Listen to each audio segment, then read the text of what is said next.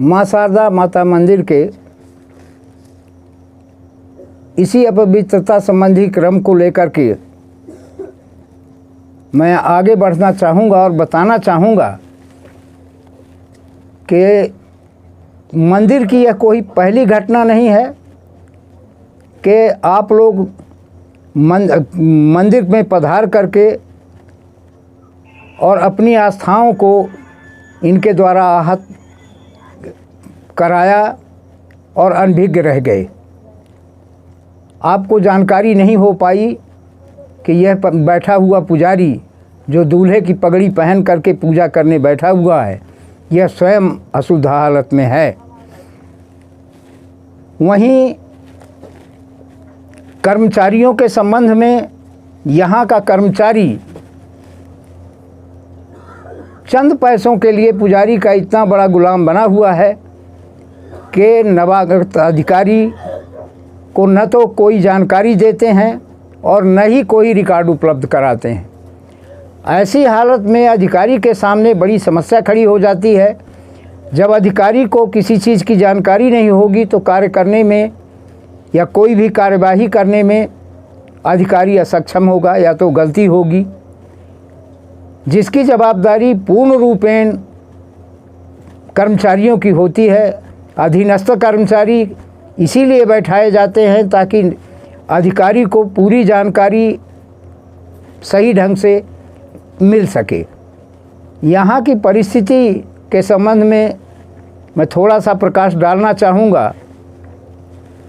अभी यहाँ के कर्ता धर्ता महोदय ने मुझे एक पत्र जारी करवा दिया एसडीएम साहब से, जिसकी जानकारी एसडीएम साहब को स्वयं नहीं है।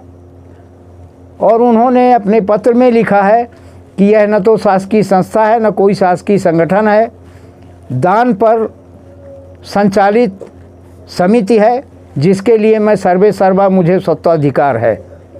मैं आपको बताना चाहूँगा और अधिकारी महोदय के संज्ञान में लाना चाहूँगा कि आपका यहाँ तक कथन पूर्ण रूप से सत्य है कि यह मंदिर और यह मंदिर से संबद्ध मंदिर के लिए व्यवस्था हेतु बनाई गई समिति पूरी तरह से भक्तों के दान पर आधारित संस्था है। और जहाँ तक दान का सवाल है, हर वह हिंदू जो हिंदू धर्म मानता हो, हिंदू धर्म में आस्था रखता हो, मंदिर जाता हो, चाहे वह 1 रुपये दान करने वाला हो चाहे 1 करोड़ दान करने वाला हो, हर व्यक्ति को इस बात का अधिकार है कि वह अपने किए गए दान या अपने हिंदू धर्म के किसी भी स्थान में की जा रही व्यवस्था के संबंध में जानकारी और हस्तक्षेप की अधिकारिता रखता है। ऐसे संविधान का जब गठन हुआ तो संविधान की धारा 5(2) में स्पष्ट उल्लेख किया गया है कि माँ शारदा देवी मंदिर प्रबंध समिति एक शाश्वत निकाय है। समिति अपने समस्त क्रियाकलापों का संपादन कलेक्टर और प्रशासक के माध्यम से करेगी। आप समिति के नियुक्त अधिकारी हैं, स्वत्वाधिकार आपको नहीं है। समिति कोई व्यक्ति विशेष नहीं है। समिति एक निकाय है जो संस्था की व्यवस्था के लिए बनाई गई है। और भक्तों के दान का किसी एक व्यक्ति के अय्यासी के लिए उपयोग किया जाए या हमारे किए गए दान का, चाहे हमारा 1 रुपया हो चाहे 1 लाख हो, हमारे द्वारा किए गए दान का कोई भी अंश किसी भी एक व्यक्ति के अय्यासी के लिए नहीं दिया जा सकता।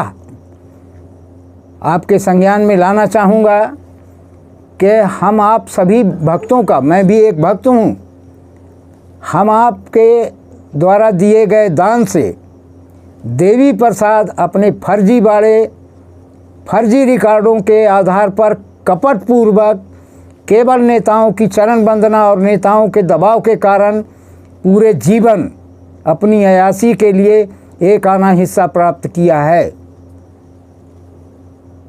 भक्तों की व्यवस्था उसी दान से होती है। आज इस क्षेत्र में भक्तों की व्यवस्था पूर्ण नहीं हो पा रही, अर्थ का अभाव बताया जा करके, लेकिन उसी अर्थ को एक आदमी की अय्यासी के लिए देने में समिति संकोच नहीं कर रही है। पूर्व पीठासीन अधिकारी सुरेश अग्रवाल ने न्यायालय आदेश के विपरीत माननीय उच्च न्यायालय का आदेश देवी प्रसाद के लिए था कि यह देवी प्रसाद जब तक शासन कोई दूसरा आदेश न करे तब तक हिस्सा प्राप्त करेगा। देवी प्रसाद के बाहर हो जाने के बाद सारे अधिकार समाप्त हो जाते हैं। उनके संबंध में उनके फर्जीवाड़े के कारण जो इन्होंने पूरे घर को अपने बाप की बपौती बना रखा था, पूरे मंदिर को, वह सारे अधिकार या आदेश जो भी इन्होंने जारी कराए थे सारे समाप्त हो जाते हैं। पवन पांडे की नियुक्ति के 3 वर्ष हो गए, 19 में इनकी नियुक्ति हुई है। पवन पांडे कभी मंदिर में स्वयं पूजा करने नहीं पहुंचता है। कौन से आवारा लोगों को उसने नियुक्त कर रखा है या उनको इतनी बड़ी छूट दे रखा है? पूजा करने जाते हैं, चोरी करते हैं, सारे कृत्य करते हैं। ऐसी हालत में भी मंदिर के प्रभारी और कर्मचारियों के द्वारा इन 3 वर्षों में किसी तरह की शिकायत का रिकॉर्ड नहीं है। मैं स्वयं इस बात का चैलेंज करता हूं कि इनकी चोरी पूरे खानदान की, जिसका रिकॉर्ड सीसीटीवी कैमरे का फुटेज मेरे पास मौजूद है। सीसीटीवी कैमरे में नियुक्त कर्मचारी स्वयं इनके चंद पैसों में इतना बिका हुआ है जो सारी परिस्थितियों से अधिकारी को अवगत नहीं कराता। कभी भी यह नहीं पूछा गया कि यह 89 दिन के लिए नियुक्त अतिरिक्त कर्मचारी आज तक कैसे टिका है और कैमरे में बैठने के बाद इसने आज तक कितनी रिपोर्टें दिया है। यह व्यक्ति केवल कर्मचारियों को परेशान करके नाजायज कमाई करने के अलावा मंदिर में कोई कृत्य नहीं कर पा रहा। कर्मचारी केवल अपनी स्वार्थ सिद्धि के चलते मंदिर में न तो भक्तों की भावनाओं की कदर बच रही है और न ही भक्तों का धर्म बच रहा है। ऐसी स्थिति में अगर यहाँ के इन आरोपित लोगों को मंदिर से भगाने की कार्यवाही नहीं की गई और मंदिर से नहीं भगाया गया तो हिंदुओं का न तो धर्म बच रहा है मंदिर में और न ही उनकी आस्था बच रही है।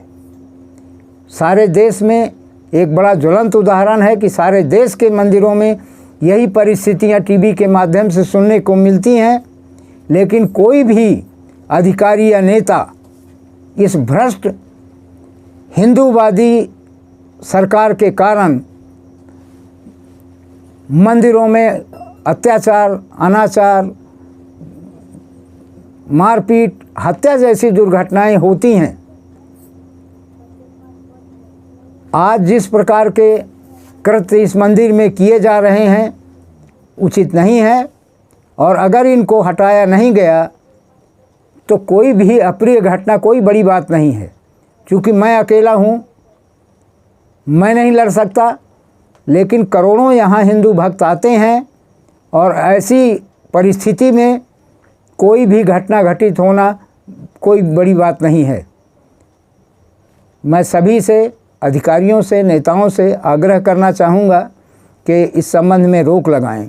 वहीं समिति के संबंध में छोटा सा निवेदन करना चाहूँगा कि मंदिर में समिति के गठन में 4 सदस्य अतिरिक्त रखे जाते हैं जो समाज से होते हैं अथवा राजनीतिक अनुमोदन पर भेजे जाते हैं। अभी सारे संविधानों को किनारे रखते हुए ये उषा ठाकुर शायद मंत्री हैं, धर्मस्व मंत्री या खेल मंत्री हैं, क्या हैं, मैं राजनीति में विशेष रुचि नहीं रखता। मंत्री हैं तो क्या तुमको हिंदुओं की हत्या करने का अधिकार मिल गया है? आपने एक ऐसे व्यक्ति को अकेले नियुक्त किया है जबकि यहाँ 4 सदस्यों की नियुक्ति का प्रावधान है। आपने अकेले एक ऐसे गंदे व्यक्ति को नियुक्ति का आदेश जारी करवा दिया। जो व्यक्ति प्रिज्म सीमेंट में कर्मचारी है और स्थायी कर्मचारी है, स्थायी कर्मचारी होने के साथ साथ यह व्यक्ति पुजारी जैसे भ्रष्ट परिवार का नुमाइंदा रहा है। इनके फर्जी लाइसेंस में इसी के गवाह पर नितिन पांडे को फर्जी लाइसेंस दिया गया है, बंदूक का लाइसेंस दिया गया है, रिवॉल्वर खरीदी गई है, कोई देखने वाला नहीं है।